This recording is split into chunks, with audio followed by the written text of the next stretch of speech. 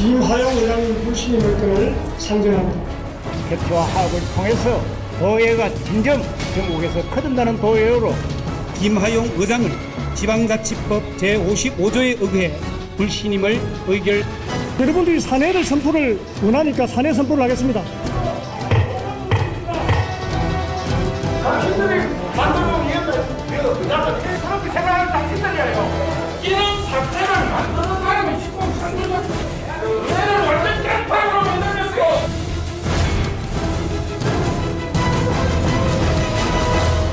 여러분 안녕하십니까. 탐사 엔터테인먼트 불독 시작하겠습니다. 윤동현입니다. 오늘도 우리 지역의 뜨거운 현안에 관해서 이야기 나눠보겠습니다. MBC 경남 장영 기자, 김수민 시사평론가 함께하겠습니다. 어서 오십시오. 안녕하세요. 네, 반갑습니다.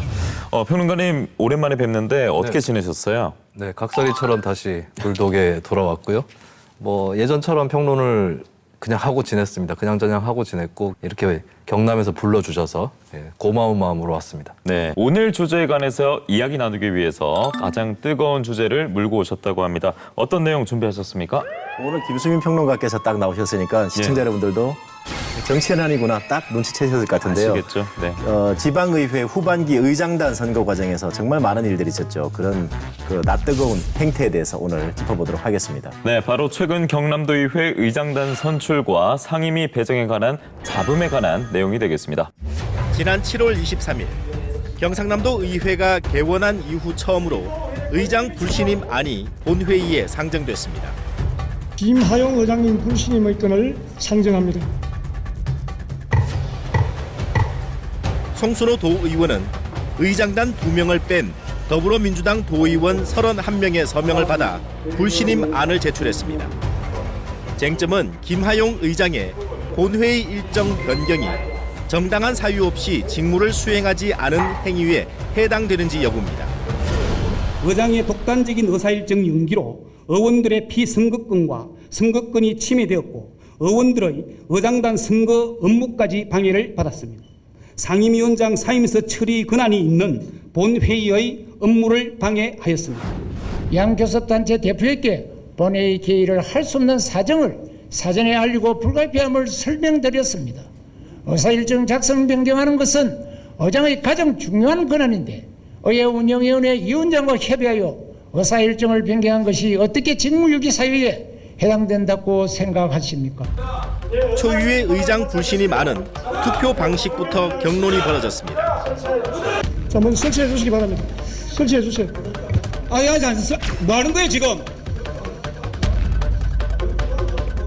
결정을 하고 나서 설치를 하세요. 국회법에 따라 신상과 관련된 투표는 무기명으로 하자는 주장과 경남도 의회 회의 규칙상 기명으로 하자는 주장이 맞섰습니다. 좀처럼 결론을 내리지 못하자 투표 방식을 결정하는 투표를 먼저 하기로 했지만 이마저도 기명과 무기명을 놓고 공방이 되풀이됐습니다. 다시 한번 의사진행 발언을 합니다. 이 안건과 관련해서 기명으로 투표할 건지 무기명으로 투표할 것인지를 의원들에게 물어서 결정을 진행을 해주시기를 요청드리면서 편애하고 한쪽 시각으로 보기 때문에 이런 일이 벌어진 것 아닙니까? 본회의가 시작되기 전에 양당 사자들을 불러서 머리를 꼬라박더라도 문제점을 지적해 주시는 게 옳지 않겠습니까? 이 자리에서 꼭 그렇게 원맨쇼를 해야 되겠습니까?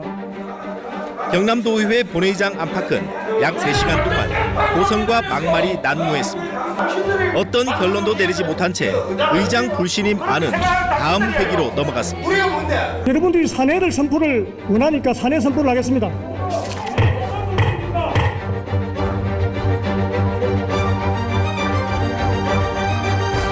네, 경남도의회 후반기 구호가 협치와 화합이라고 합니다. 그런데 시작부터 삐걱거렸던 점 앞서 영상으로 보셨을 거고요.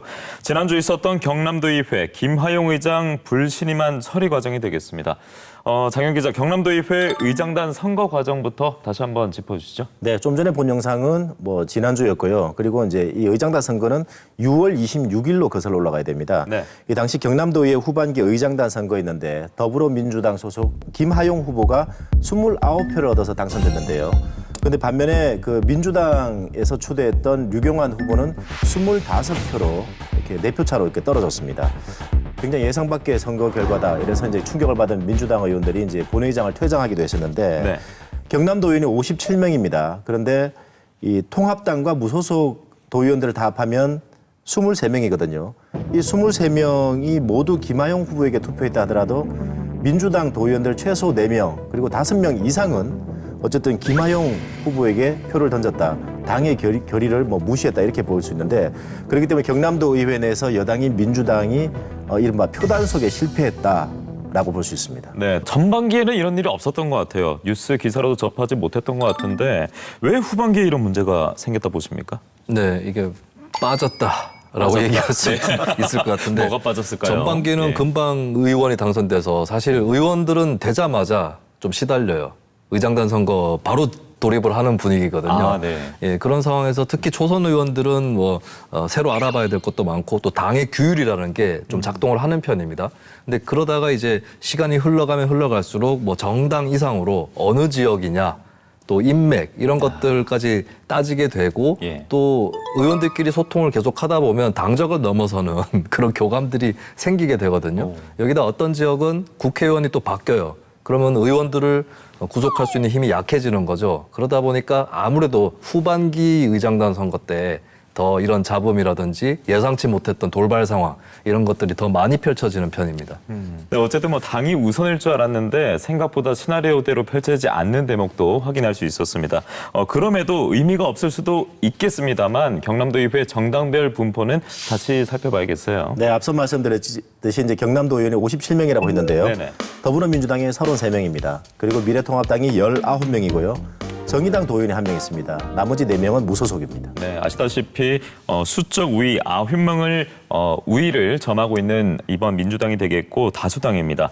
그런데 의장단 선출에 대해서 말이 많습니다. 이게 법적인 문제가 있느냐 이렇게 묻는 사람도 있을 것 같아요. 네, 법적으로는 결론부터 말해서 문제가 없습니다. 지방자치법이라든지 이쪽에서 의장단 선거에 대한 규정이 있는데 이 규정들을 보면은 단순해요. 그러니까 과반수가 출석을 해서 그중에 과반수 득표를 한 사람이 당선된다. 이런 굉장히 일반적인 규칙만 있는 거고 어떻게 당들끼리 합의하고 또 당 내에서는 어떻게 추대를 하는지 이런 것들은 규정이 되어 있지 않고 사실 의회에 따라서 어떤 방식을 택할 거냐는 열어둘 필요가 있기 때문에 이 자체는 문제가 있다고 볼 수는 없겠고요.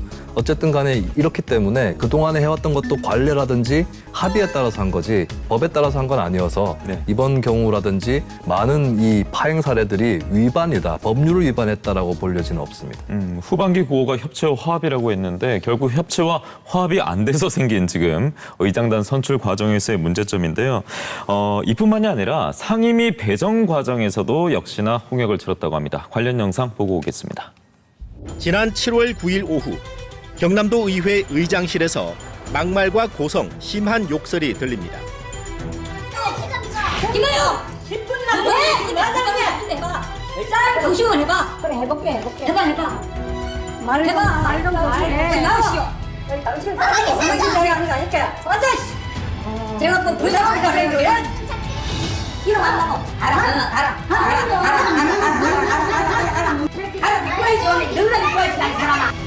이날 오후 2시에는 상임위원을 선임하는 본회의가 예정돼 있었는데 송순호 교육위원장이 민주당 도의원 4명과 함께 의장실에 찾아가 항의하는 과정에서 벌어진 일입니다. 민주당 의원과 야당 의원이 5대5로 배정돼 민주당이 여당의 역할을 제대로 못하게 됐다며 6대4로 바꾸어달라는 겁니다. 장규석 부의장은 송순호 의원의 막말과 고성을 두고 경남도의회 사상 처음 있는 일이라며 경찰에 송 의원을 모욕 혐의로 고소했습니다.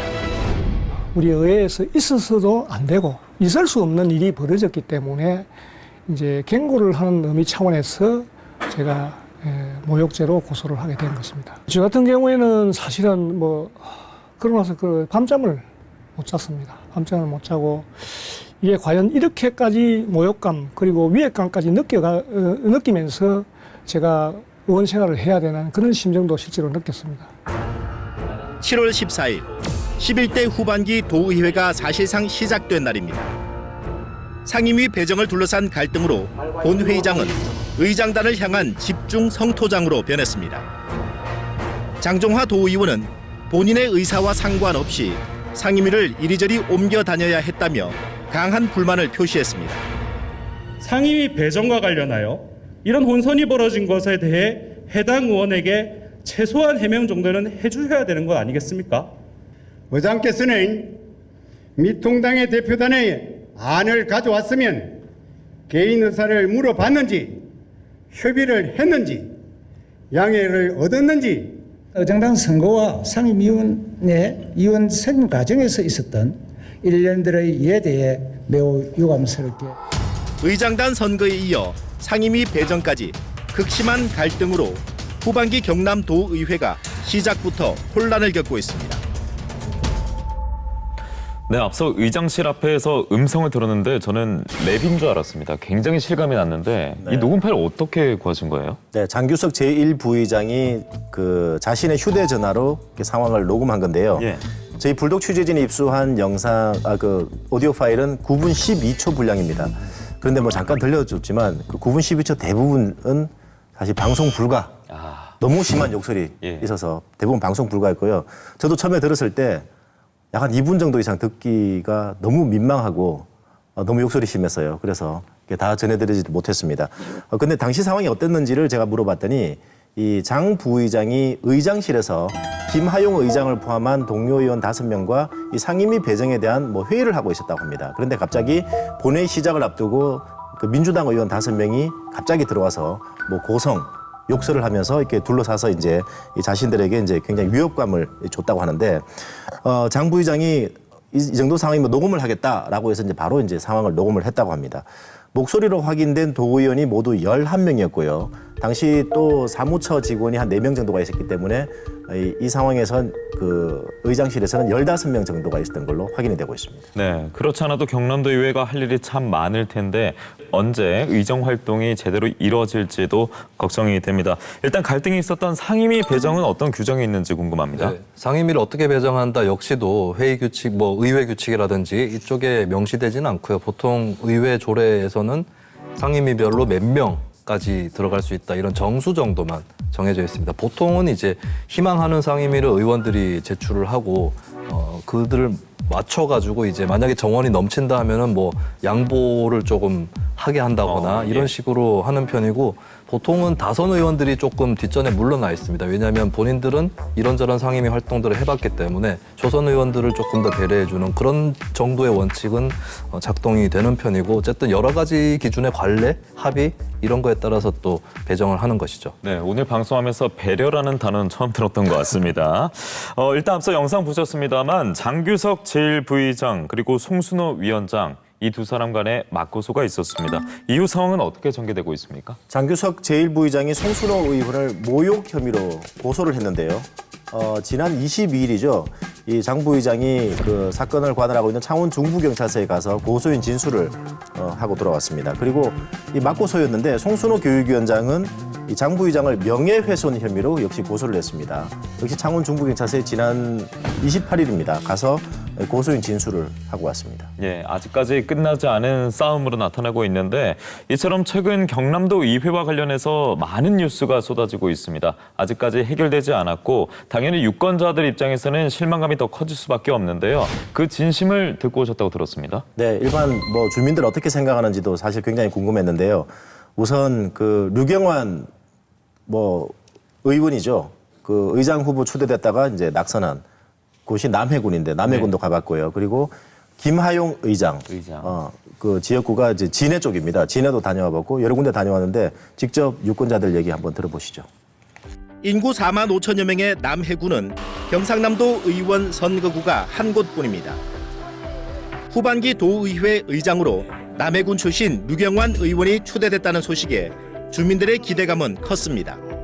하지만 뜻밖의 선거 결과에 류경환 의원 지지자들은 실망이 큽니다. 인구 한 4만 되는 남해군에서 의장이라는 이야기를 하기가 상당히 어려운 이야기인데 지역 신문들도 이번에는 유력한 우리 류경환 의장 후보다 이렇게 이야기를 했었는데 이렇게 돼서 지역에서 굉장히 민심이 많이 이반되고 또 의회를 보는 관점도 좋지 않은 부분들이 많이 있습니다. 민주당은 물론 경남도의회까지 신뢰하기 어렵다는 반응을 보였습니다. 지방자치의회도 정당 공천제는 폐지되는 게 맞다. 예.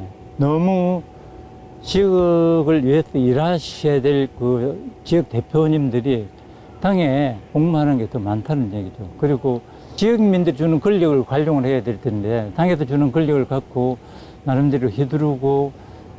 김하용 도의회 의장을 배출한 창원시 진해구 웅동 지역은 어떨까? 곳곳에 축하 현수막까지 붙었습니다. 경상남도 도의장님 또 김하용 씨 또 나오시고 이제 그런 분위기 속에서 우리 주민 웅동 이동 그 우리 전 농민들은 상당히 축하할 그런 좀 상황이 좀 되었습니다. 같은 동네에서 경남도의회 의장과 창원시의회 의장까지 한꺼번에 당선돼 겹경사라고 표현하는 주민들도 있습니다. 웅동 이동에서 시의장님과 도의장님께서 두 분이나 이렇게 선출된 것에 대해서 너무 큰 기쁨이고 너무 큰 영광이라고 저희들은 생각하고 있습니다. 네, 의장을 배출한 지역의 주민들과 추대됐지만 결실을 맺지 못했던 후보의 지역 주민들 명암이 확실히 엇갈리고 있었는데요. 이 후반기에 의장당 구성을 놓고 이러한 갈등이 경남도 의회뿐만이었습니까? 우선 경남만 놓고 보면요. 진주 얘기부터 하겠죠. 진주시의회 같은 경우는 이 민주당을 탈당하고 통합당에 입당한 의원이 의장에 당선됐죠. 그리고 김해와 산청, 이 좀 특이한 경우인데 이 의장당 선거 과정에서 당론을 어긴 통합당 의원이 각각 한 명씩 이 당의 징계 처분을 받기도 했습니다. 네. 그리고 민주당과 통합당 모두 이탈표가 발생한 곳이 양산시 의회인데요. 후반기 첫 임시회 일정 역시 차질을 빚었죠. 양산시 의회 더불어민주당 그 시의원들이 지난 15일 검찰에 고소장을 제출했는데요. 미래통합당 시의원들이 이 특정 후보를 이렇게 의장단 선거 과정에 특정 후보를 기표한 용지를 누군가에게 슬쩍슬쩍 보여주는 이런 행위들이 이제 그 문제가 된다라고 해서 고소를 했고, 함안군 의회도 좀 비슷한 상황인데요. 의장 지금 무효 확인 소송, 그리고 의장 선거 무효 확인 소송과 그리고 직무집행 가처분 신청이 돼 있는 상태인데, 이 민주당 후보, 의장 후보에게 기표한 용지를 무효 처리했다.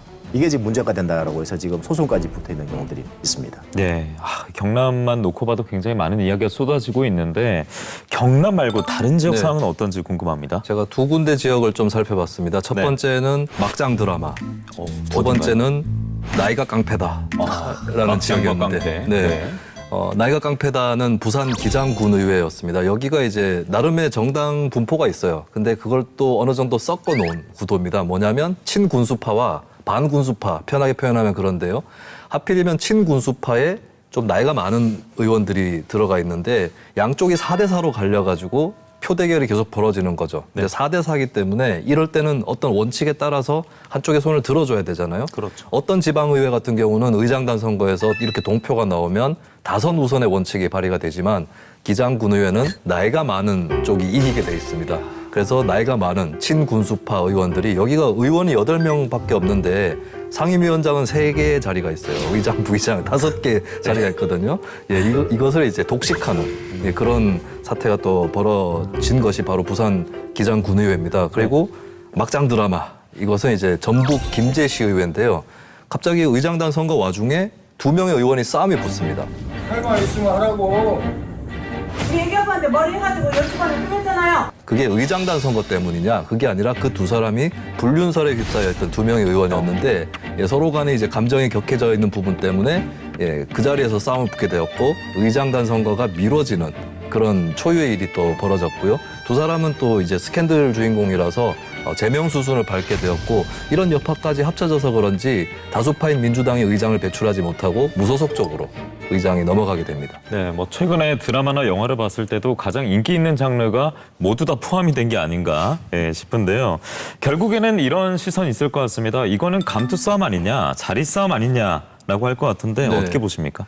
의장 되면 나오는 거 있지 않느냐 이런 얘기를 많이 하시는데, 근데 사실은 저도 의장을 해본 분들하고 얘기를 해보지만 내가 의장이 돼서 회의도 못 들어가고 상임위를 못 들어가거든요. 의장은 예산 또 더 챙겨간 게 없다 이런 하소연하는 분들도 있긴 있습니다. 네. 저는 심리적인 원인 대단히 중요하다고 보는 게, 누구에게나 있는 승진 욕구가 여기서도 작동을 하는 것이다라고 보거든요.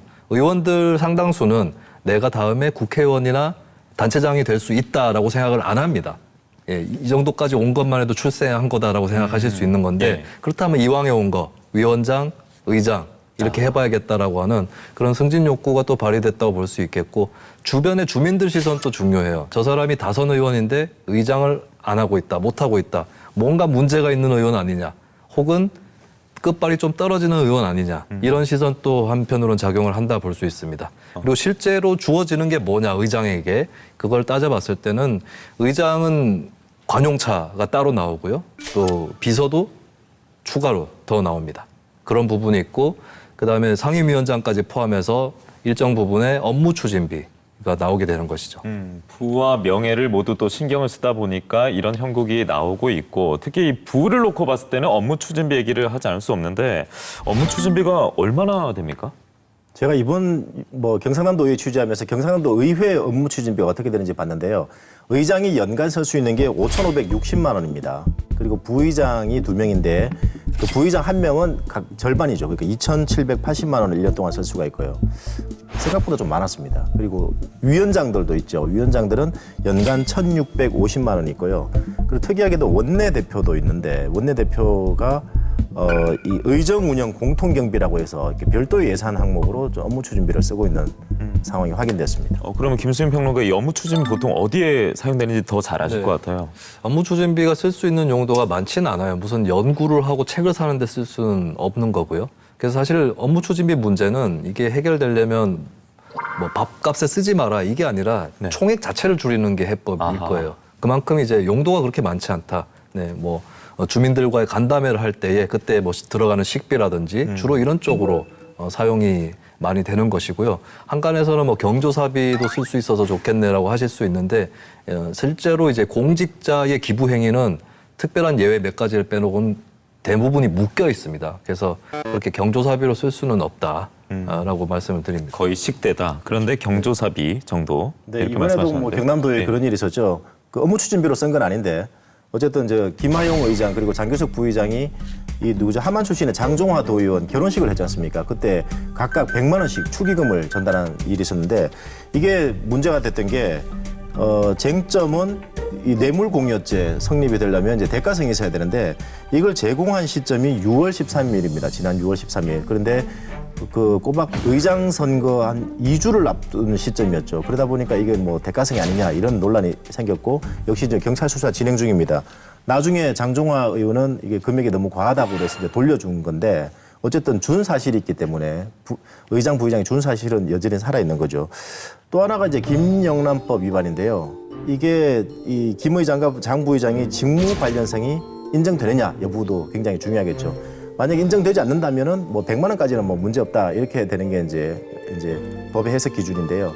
직무 관련성이 인정된다 그러면은 또 다른 상황에 놓일 수도 있습니다. 네. 함안 경찰서에서 수사를 하고 있다고. 일단 다시 한번 짚어드립니다만 경남도의회 후반기 구호가 의심과 갈등이 아닙니다. 협치와 화합인데요. 이 대목에서 놓고 봤을 때 우리 도민들도 그렇고 코로나19 시국에 아쉬운 부분이 참 많을 것 같습니다. 그렇습니다. 뭐 법과 원칙 지키는 것도 중요하지만 지방의회 생기고 그동안 정말 많은 가치들이 좀 지켜왔던 가치들이 있지 않습니까? 뭐 화합 그리고 이제 뭐 협치 이런 말들 정말 구호가 아니라 그 나름대로 지키려고 했던 애쓴 흔적들이 있는데 뭐 한순간에 자기 이해관계 때문에 져버리는 일들 정말 나중에 돌이키기 힘든 상황이 되는 거죠. 이런 점들은 정말 개탄스러운 일이 아닐까 싶습니다. 네, 평론가님은 어떠세요? 네, 이번 원구성에서도 볼 수 있지만 지방의회의 많은 문제들이 다수파 독식 현상 때문에 일어나는 거거든요. 근데 문제는 다수파 독식하고는 조금 그래도 달랐던 국회가 이번에 원구성을 할 때에 다수파 독식의 원리에 따라서 상임위원장직을 배분을 했거든요. 물론 그거는 각자의 모델에 따라서 장단점이 있긴 하지만 지방의원들 입장에서는 저 바로 국회도 저렇게 하는데 우리도 다수파 독식하자 이런 생각을 하진 않을까 좀 우려가 되는 그런 계절입니다. 네, 계속해서 불독이 공교롭게도 우리 지역에 참 개선돼야 될 부분, 나쁜 모습만 짚어드리고 있는데요. 진부하지만 하루빨리 마무리가 돼서 좋은 이야기만 전해드렸으면 좋겠습니다. 오늘 두 분과는 여기서 마무리하도록 하겠습니다. 고맙습니다. 감사합니다. 네, 고생하셨습니다. 제가 이제 공약을 이렇게 짤 때 이 사업은 아주 장기적인 프로젝트이기 때문에 이제 지사님 임기 내에는 사실 불가하다. 또 이렇게 보면 상당히 아쉬운 점이 많죠. 특히나 고용발전 부분은 일부 지역에 편중되어서 정말 우리 경남과 경남교육청과 민주당이 안일하게 이렇게 생각하는 거 아닌가. 영 힘든 것들은 제가 보기에 한 4건 정도 폐기한다라고 내가 이야기할게. 제가 직접 국민들에게 사과의 말씀을 드렸던 적이 있습니다.